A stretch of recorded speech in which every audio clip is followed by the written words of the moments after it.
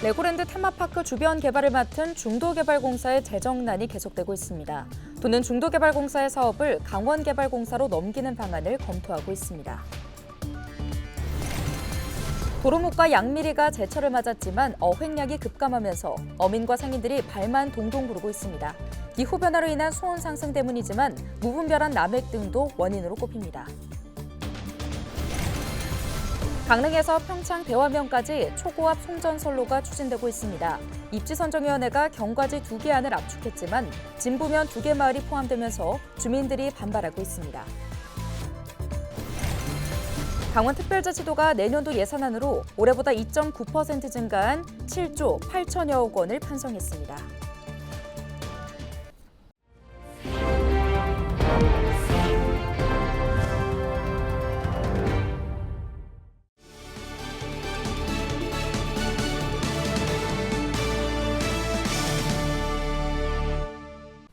여러분 안녕하십니까? 헬로티비 뉴스입니다.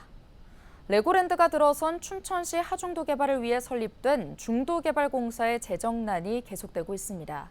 강원자치도가 강원 중도개발공사의 보증 채무 2,050억 원을 대신 갚아준 게 불과 2년 전인데 사업 추진은 고사하고 빚 갚기도 어려운 상황입니다. 이러자 강원도는 중도개발공사의 사업을 강원개발공사로 넘기는 방안까지 검토하고 있습니다. 정승환 기자의 보도입니다.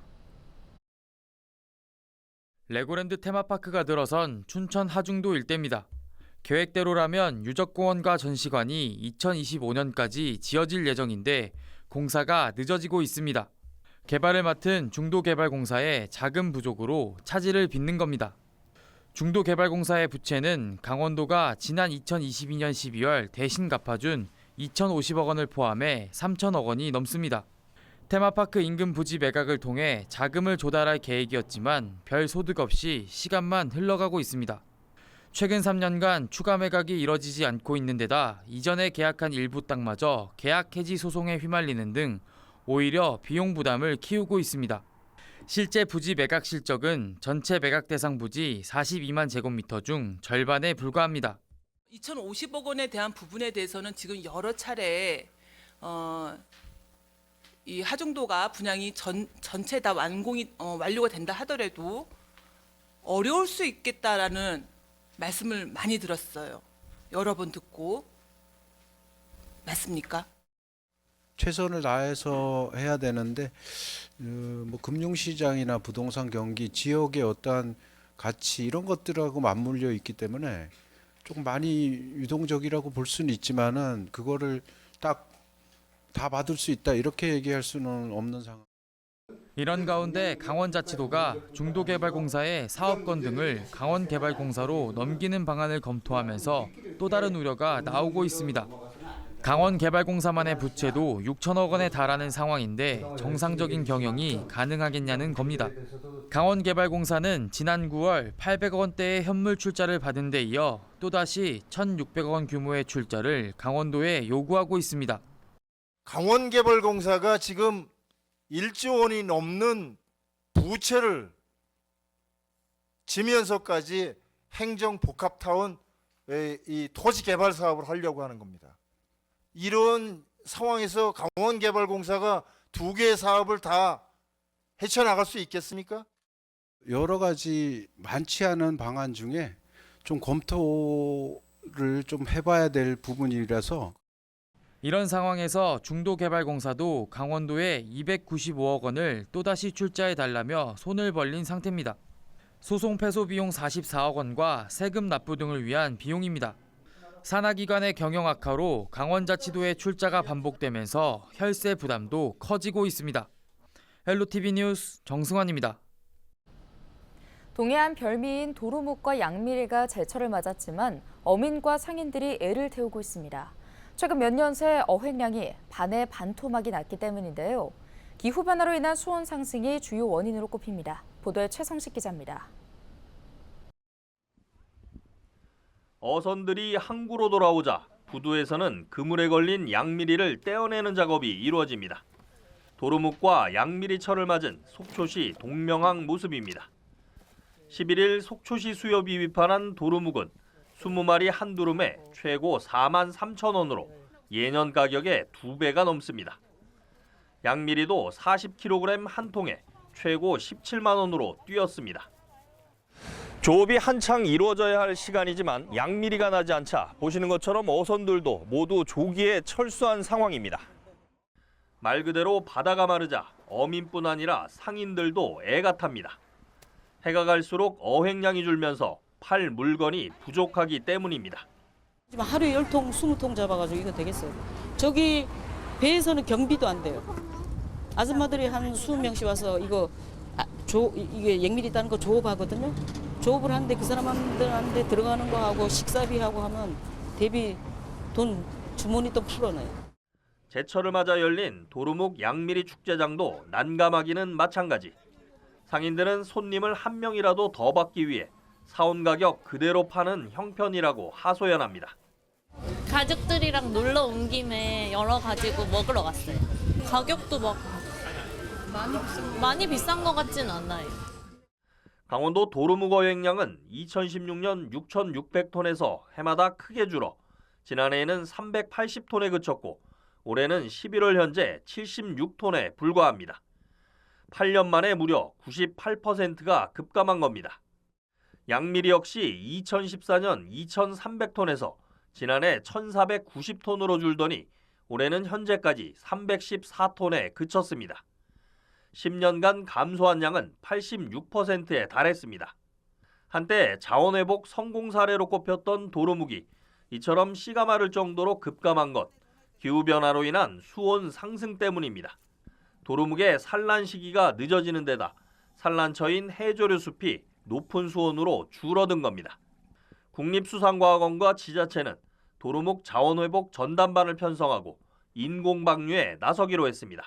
도루묵알을 수거를 해서 그걸 이제 그 실외 부화기에서 이제 부화하고 그다음에 부화한 다음에 그걸 방류할 예정입니다. 해양 환경이 많이 도와준다면 그 3년째 돌아왔을 때는 조금 자원이 많이 늘어나지 않았을까 하는 기대를 봅니다. 강원특별자치도는 수산자원 보호를 위해 오는 18일부터 비어업인이 통발로 도루묵을 싹쓸이하는 불법 포획을 집중 단속하겠다고 밝혔습니다. 헬로티비 뉴스 최성식입니다. 강원특별자치도가 내년도 예산안으로 올해보다 2.9% 증가한 7조 8,059억 원을 편성했다고 밝혔습니다. 강원도는 반도체와 바이오, 미래차 등 미래산업 투자 확대와 재난 대응 강화, 맞춤형 복지 추진에 중점을 두고 예산을 편성했다고 설명했는데요. 미래전략산업에는 2,492억 원이 투입되며 도민 안전 분야에는 예산 4,187억 원을 투입할 계획입니다. 강릉 안인 화력발전소에서 평창 대화면까지 60km 구간에 34만 5천 볼트의 초고압 송전선로 건설이 추진되고 있습니다. 한전은 정선, 평창 등 지역 주민 대표 등으로 입지 선정위원회를 구성해 최근 송전선로 경과지 2개 안을 압축했는데요. 평창군 진부면의 2개 마을이 경과지에 포함된 사실이 알려지자 주민들이 반발하고 있습니다. 이다혜 기자의 보도입니다. 매년 많은 관광객이 찾는 평창군 두타산 국립자연휴양림 인근의 산골 마을입니다. 수려한 경관의 크고 작은 계곡을 따라 올라가며 30집 정도가 드문드문 살고 있습니다. 그런데 이 마을에 34만 5천 볼트의 초고압 송전선로가 지날 수 있다는 소식에 마을이 발칵 뒤집혔습니다. 한전이 추진하는 신평창 강릉 안인 송전선로 건설 사업 대상지에 평창군 진부면 막동리와 장전리가 오르내리기 때문입니다. 이번 사업은 강릉 안인 화력발전소에서 생산한 전기를 수도권에 보내기 위한 것으로 강릉에서 평창군 대화면까지 60km 구간에 초고압 송전철탑 60기가 설치됩니다. 한전은 지난 4월 당초 송전선로 경과대역으로 알려진 정선과 평창 지역 주민 대표들로 입지선정위원회를 구성해 현재까지 5차례 회의를 거쳤습니다. 그 결과 막동리와 장전리를 중심으로 한 A안과 B안이 도출됐는데 주민들은 지난 9월 처음 이 노선을 알게 됐다고 말합니다. 철탑 지나간 데는 그 산 밑에서 살고 있어서 그 산물을 먹고 살아요. 근데 제가 서울서 여기를 와가지고 이렇게 건강이 좋아졌는데 그 철탑으로 인해서 제가 다시 그 공기 나쁜 서울로 가야 되나 생각하니까 너무 밤에 잠이 안 오고.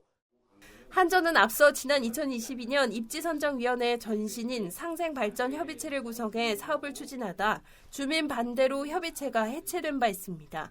주민들은 한전이 반대 주민들의 눈을 피해 입지선정위원회라는 명칭으로 바꿔 사업을 몰래 추진했다며 전면 백지화를 요구하고 있습니다. 더욱이 A안과 B안 결정에 따라 인접한 두 개 마을의 이해가 엇갈리는 만큼 한전이 이웃마을 간 갈등을 부추기는 방식으로 사업을 밀어붙이고 있다고 주장했습니다. 그건 진짜 주민들이 아무도 몰랐어요.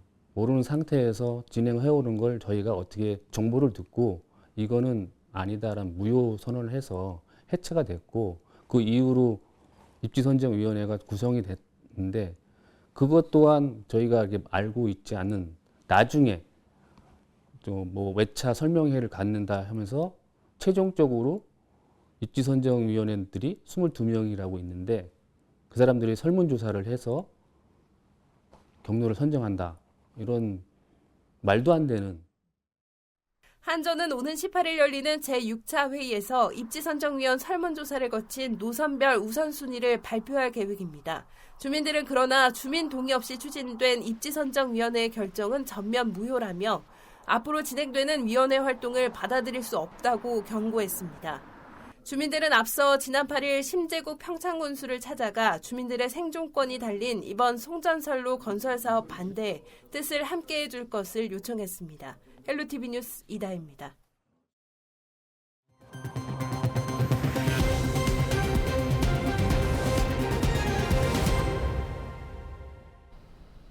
올해 수능일 강원도 대부분 지역이 평년보다 포근한 날씨를 보일 전망입니다.